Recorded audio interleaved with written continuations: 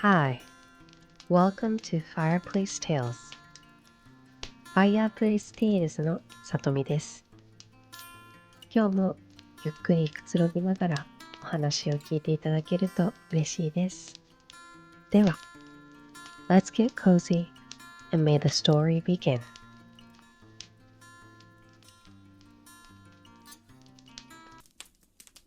The Snow Queen by Hans Christian Andersen. Fifth story, The Little Robber Maiden.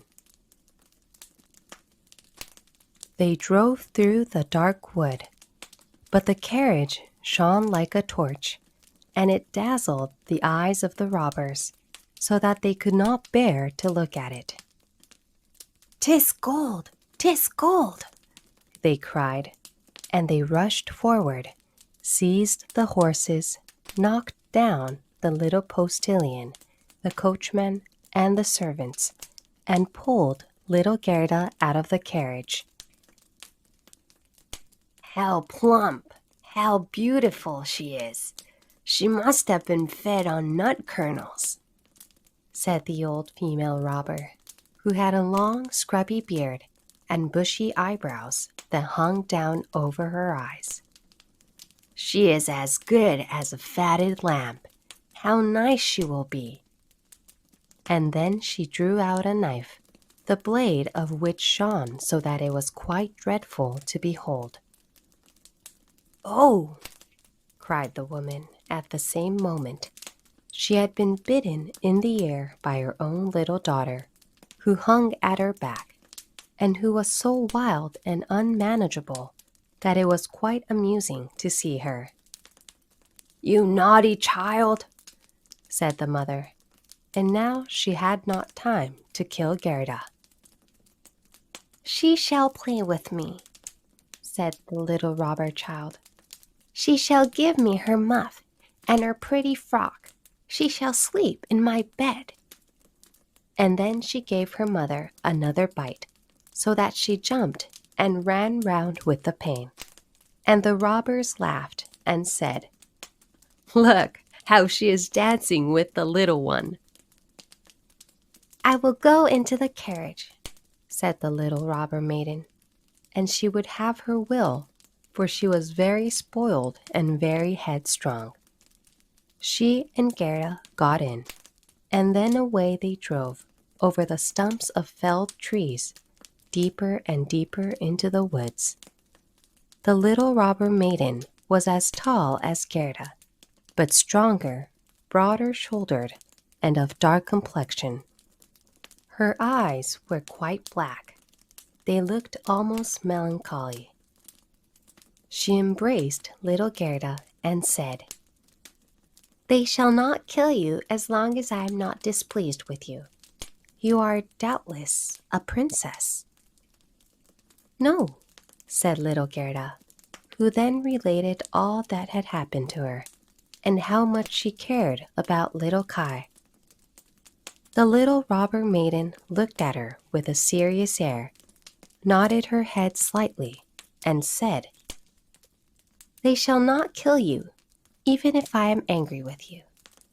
Then I will do it myself."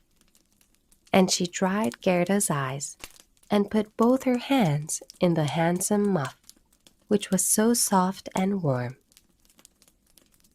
At length the carriage stopped. They were in the midst of the courtyard of a robber's castle. It was full of cracks from top to bottom, and out of the openings magpies and rooks were flying, and the great bulldogs, each of which looked as if he could swallow a man, jumped up, but they did not bark, for that was forbidden. In the midst of the large old smoking hall burnt a great fire on the stone floor. The smoke disappeared under the stones and had to seek its own egress. In an immense cauldron, soup was boiling, and rabbits and hares were being roasted on a spit. "You shall sleep with me tonight," with all my animals," said the little robber maiden. They had something to eat and drink, and then went into a corner where straw and carpets were lying. Beside them, on laths and perches, sat nearly 100 pigeons, all asleep seemingly. But yet they moved a little when the robber maiden came. "They are all mine," said she, at the same time seizing one that was next to her by the legs and shaking it so that its wings fluttered. "Kiss it!" cried the little girl, and flung the pigeon in Gerda's face. "Up there is the rabble of the wood," continued she, pointing to several laths which were fastened before a hole high up in the wall. "That's the rabble. They would all fly away immediately if they were not well fastened in. And here is my dear old back." And she laid hold of the horns of a reindeer that had a bright copper ring around its neck and was tethered to the spot. "We are obliged to lock this fellow in too, or he would make his escape. Every evening I tickle his neck with my sharp knife. He is so frightened at it." And the little girl drew forth a long knife from a crack in the wall and let it glide over the reindeer's neck. The poor animal kicked, the girl laughed, and pulled Gerda into bed with her. "Do you intend to keep your knife while you sleep?" asked Gerda, looking at it rather fearfully. "I always sleep with the knife," said the little robber maiden. "There is no knowing what may happen. But tell me now, once more, all about little Kai and why you have started off in the wide world alone." And Gerda related all from the very beginning. The wood pigeons cooed above in their cage, and the others slept. The little robber maiden wound her arm round Gerda's neck, held the knife in the other hand, and snored so loud that everybody could hear her. But Gerda could not close her eyes, for she did not know whether she was to live or die. The robbers sat round the fire, sang and drank, and the old female robber jumped about so that it was quite dreadful for Gerda to see her. Then the wood pigeons said, "Coo! Coo! We have seen little Kai. A white hen carries his sledge. He himself sat in the carriage of the Snow Queen, who passed here down just over the wood as we lay in our nest. She blew upon us young ones, and all died except we two. Coo! Coo!" "What is that you say up there?" cried little Gerda. "Where did the Snow Queen go to? Do you know anything about it?" "She is no doubt gone to Lapland, for there is always snow and ice there. Only ask the reindeer who is tethered there." "Ice and snow is there. There it is, glorious and beautiful," said the reindeer. "One can spring about in the large shining valleys. The Snow Queen has her summer tent there, but her fixed abode is high up towards the North Pole, on the island called Spitzbergen." "Oh, Kai, poor little Kai," sighed Gerda. "Do you choose to be quiet?" said the robber maiden. "If you don't, I shall make you." In the morning, Gerda told her all that the wood pigeons had said, and the little maiden looked very serious, but she nodded her head and said, "That's no matter, that's no matter. Do you know where Lapland lies?" she asked of the reindeer. "Who should know better than I?" said the animal, and his eyes rolled in his head. "I was born and bred there. There I leapt about on the fields of snow. Listen, said the robber maiden to Gerda. You see that the men are gone, but my mother is still here and will remain. However, towards morning she takes a draught out of the large flask, and then she sleeps a little. Then I will do something for you. She now jumped out of bed, flew to her mother with her arms round her neck, and pulling her by the beard, said, Good morrow, my own sweet nanny goat of a mother. And her mother took hold of her nose and pinched it till it was red and blue. But this was all done out of pure love.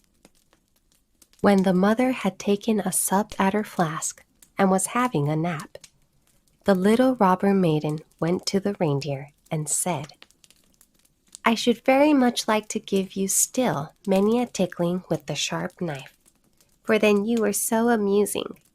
However, I will untether you and help you out so that you may go back to Lapland. But you must make good use of your legs and take this little girl for me to the palace of the Snow Queen, where her playfellow is. You have heard, I suppose, all she said, for she spoke loud enough, and you were listening. The reindeer gave a bound for joy. The robber maiden lifted up little Gerda and took the precaution to bind her fast on the reindeer's back. She even gave her a small cushion to sit on. Here are your worsted leggings, for it will be cold. But the muff I shall keep for myself, for it is so very pretty. But I do not wish you to be cold. Here is a pair of lined gloves of my mother's.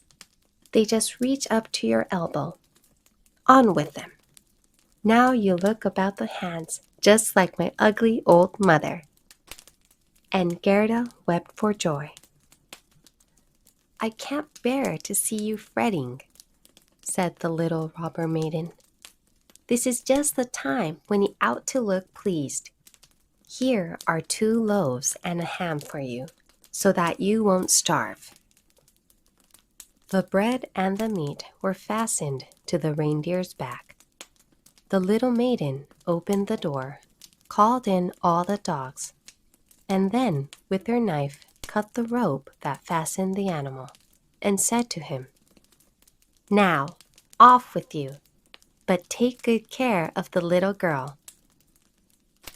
And Gerda stretched out her hands with the large wadded gloves towards the robber maiden, and said, Farewell.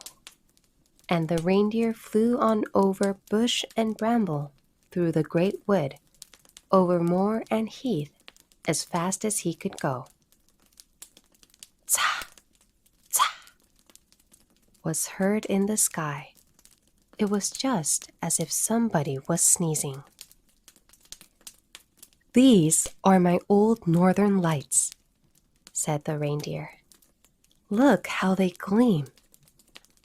And on he now sped, still quicker. Day and night on he went. The loaves were consumed, and the ham too. And now they were in Lapland.